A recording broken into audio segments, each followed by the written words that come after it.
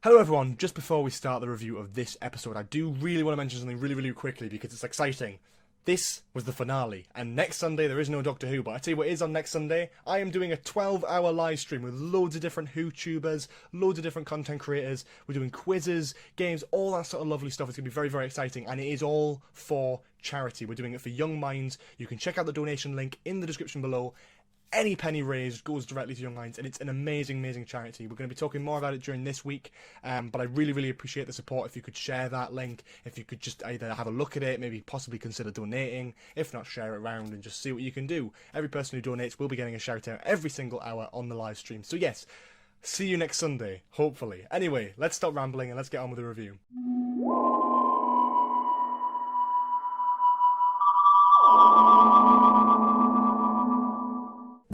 Hello everybody, I am Ace Creeper and today I'm back with a brand new video. Today we are talking about the Doctor Who Series 11 finale, the Battle of Ranskoor of Kolos. And this episode was highly anticipated to be one of the best ones. And was it? In my opinion, in my honest, genuine opinion, hell yeah it was. It was great. I loved it. I genuinely, and you know, I've been kind of mixed about a few episodes of this series. Like, I've enjoyed them but not had anything sort of passionate towards them. I really like this episode, mainly down to the heavy Star Wars connotations, but we'll get to those quite shortly. We're not going to dwell too much on story because I feel like I'll cover most of the story when talking about the individual characters.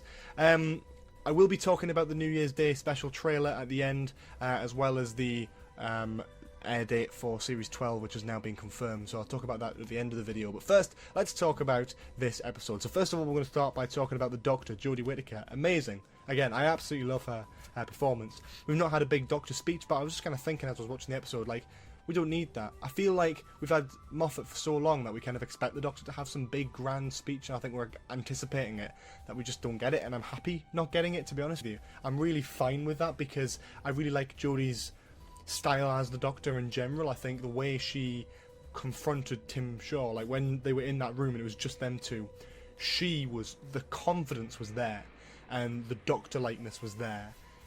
There was a few moments where it's just asking questions, and the Sonic was used quite a lot, but everything was used in the right way.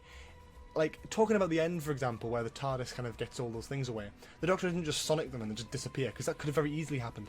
I love how they had to get through the TARDIS was exploding, that man who was part of the Ox was, like, almost dying with pain, and again, the suspense and the sort of build-up and atmosphere of this episode was so different to that of the rest of the series. I think they've done a really good job with this in terms of the suspense level. They managed to keep that. Yes, it hasn't been an overarching series arc that leads to a big conclusion, but at the end of the day, it didn't need to be. I think it's come to a point where it's like, yeah, we were expecting it to be Tim Shaw, but how would the team react to that? And to be honest, I wasn't really expecting Graham's reaction. We'll get onto that in just a minute. But finishing off with Jodie, I think absolutely brilliant. She's had a great first series. I'm very much looking forward to seeing her against the enemy of the New Year's Day special, who we are definitely predicting to be the Daleks, but we'll wait and see for that one. I'm really looking forward to seeing her in that as well, but I feel myself quite excited when seeing Jodie on screen as the Doctor. I think she's done a great job with this series, especially so with the finale, the confrontation with Tim Shaw, the elements of just the whole sciencey thing. I love the reference of I love the references from series 4 and 1. Very big references as well. You know, like Yaz is like, are you sure the TARDIS can do this? Like, yeah, I've once dragged the Earth home and turned the Slitheen into an egg. Brilliant. I love it. Talking more about the companions, Graham. Bradley Walsh never fails to make me smile when he's on screen. He's brilliant in this. And even when he's being, like, quite a pain in the backside, really, for the Doctor. He's like, Doctor, I'm just going to tell you, if I see Tim Shaw, I'm going to kill him. And the Doctor's like, no, you're not. And I love that. It wasn't a big suspense of, oh, is one of the companions going to die? It was actually, it's not, is Graham going to die? It's, is Graham going to kill Tim Shaw? Or is he going to let him live? And that element kept me on the edge of my seat, because I'm like, I don't actually know. He could do, but he might not. And I loved, like, just going back to Jodie a little bit, I love how blunt she was as well. It's like, if you kill Tim Shaw, you're not travelling with me. Very blunt and to the point. They're friends. They're a group of friends. They all love each other. But Jodie was directly to the point. If you kill him, you become as bad as him. You do exactly, you know, like, he killed someone, and that's what's turned you to try and kill him. And then you just turn into him. And I love that. I love that element of that. And I love how Graham's reaction to that was just so null. He wasn't like, oh yeah, fair enough, Doc. He was actually like, no, I'm still going to kill him, and I will kill him. And he was adamant that he was going to kill him up until the point where he's standing face to face with Tim Shaw, and he's got that gun up, and he's like, "You've killed my wife," and Tim Shaw's kind of taunting him a little bit, and he just puts it down, and that's perfect. And I like, you shot him in the foot. He's like, "It was just a foot. It was just a foot." That's like, I love it. Graham's Bradley Walsh's comedic timing is perfect, and his emotional acting is perfect, and I think he is definitely one of my favourite companions of all time, full stop. I absolutely adore him. I think he's wonderful, and I think he brings something really, truly special to the series. Yaz had enough to do in this episode. You know, a lot of the time people are complaining she's very background. I really liked her in this episode. I thought she did a decent job. Again, sticking with the Doctor, she had a few moments where she was like, "No, I'm not going with them, I'm staying with you," and that sort of thing, where she helped out with getting the planets back to the right place. I really did love that element of it. I really just like her. Like, generally, she seems to have and kind of ooze a little bit of confidence, despite her not having the most lines now and then. I feel like we're going to see more of that in Series 12, because this series was very much about Graham's arc, and as well linking into Ryan's arc with the death of Grace and how they've dealt with that and how they've avenged her. And they've done that now. That's it. That story is over. That's done. So now it's like proper Doctor Who now. We're going to just have random stories that just aren't connected to the characters anymore. This was kind of the story of episode 1 and the feeling of guilt and like survivor's guilt, as well as kind of trying to avenge their fallen family member. And that element of grief that Graham's going through. I feel like by the New Year's Day special now, I think by locking Tim Shaw in that thing, that closure is now going to help him move on. He said that helping, travelling with the Doctor is helping him cope. And, It Takes You Away probably didn't do much with that.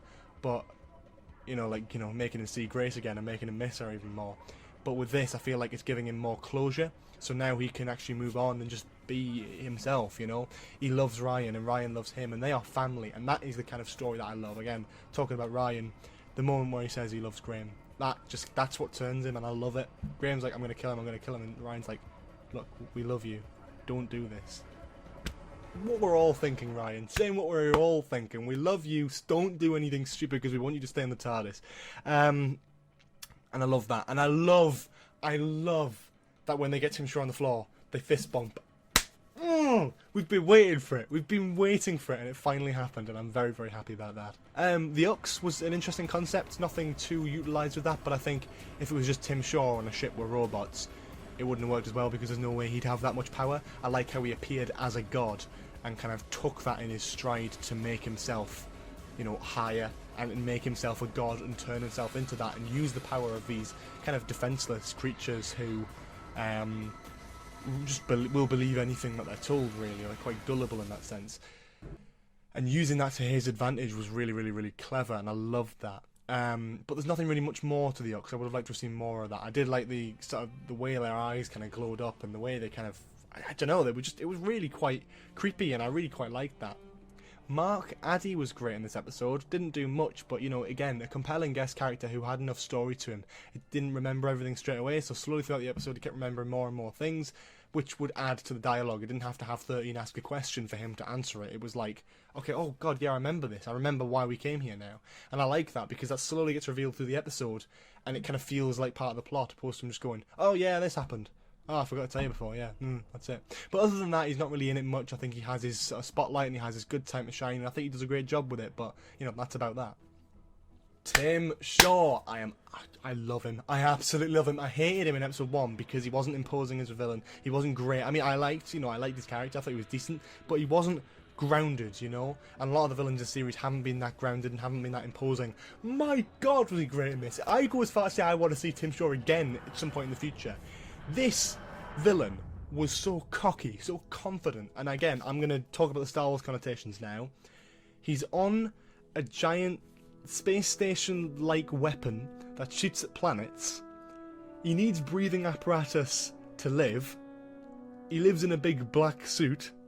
He's imposing, tall, and got a deep voice, and has an army of, in this case, robots, but it would be, stormtroopers in Star Wars.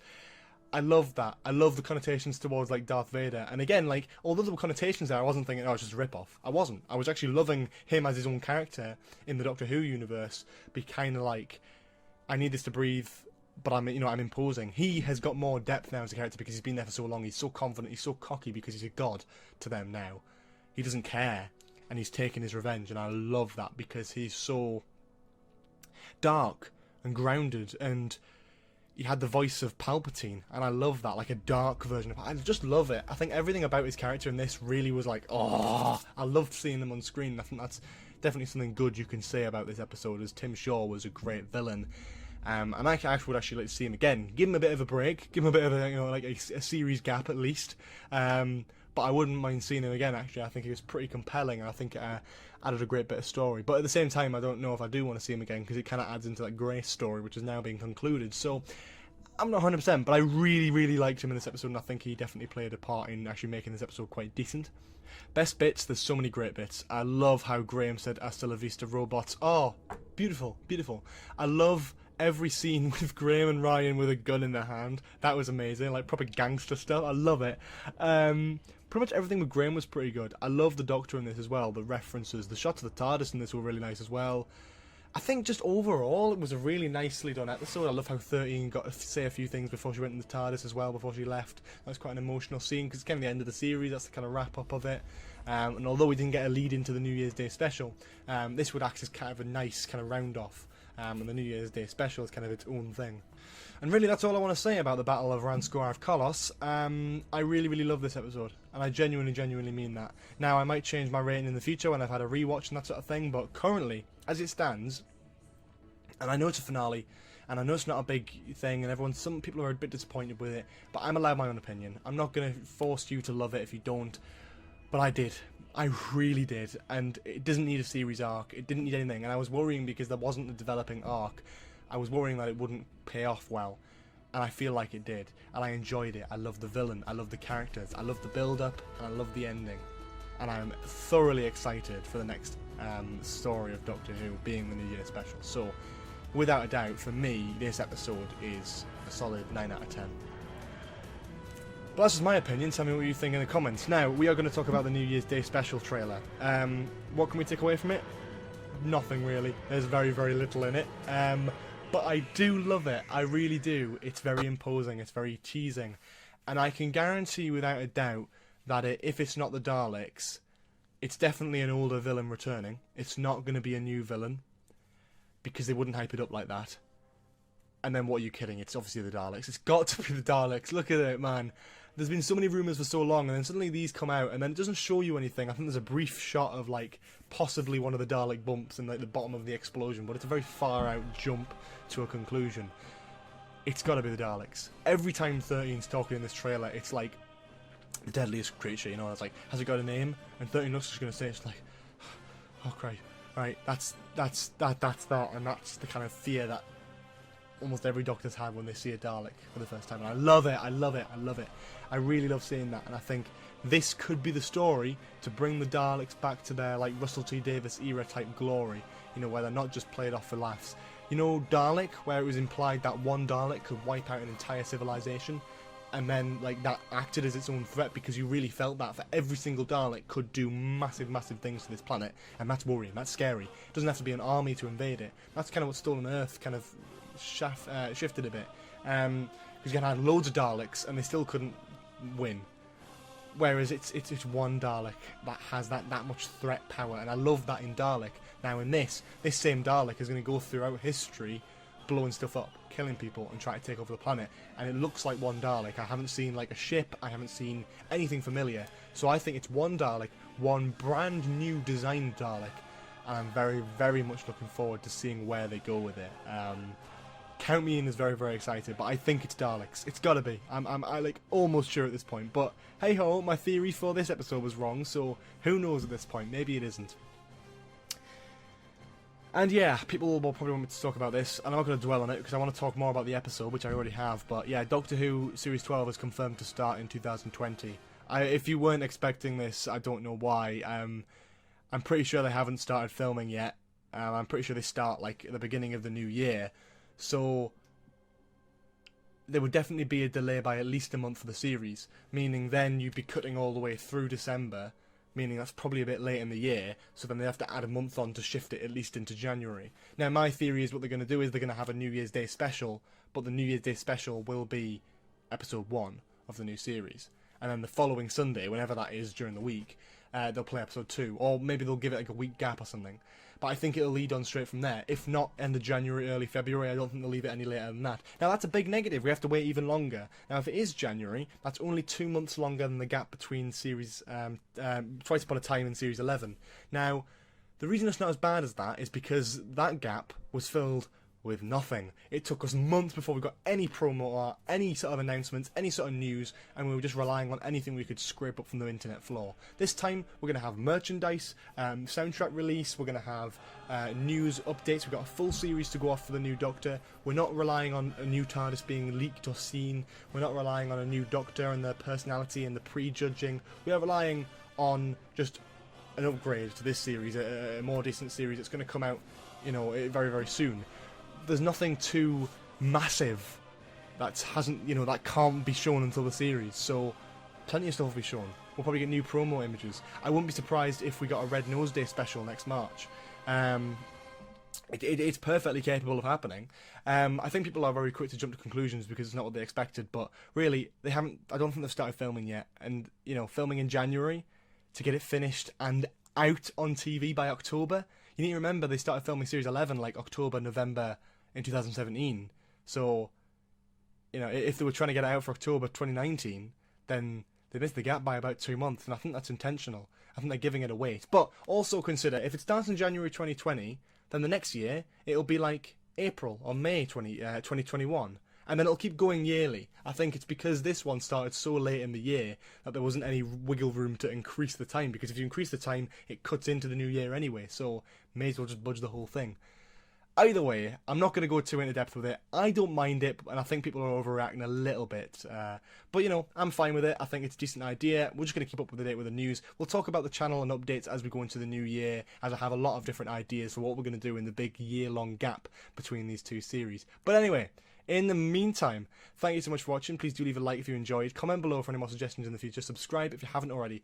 Please do check out the donation page for the charity fundraiser that's happening next Sunday. How exciting. And I'll see you all then. Have a lovely day. Bye-bye.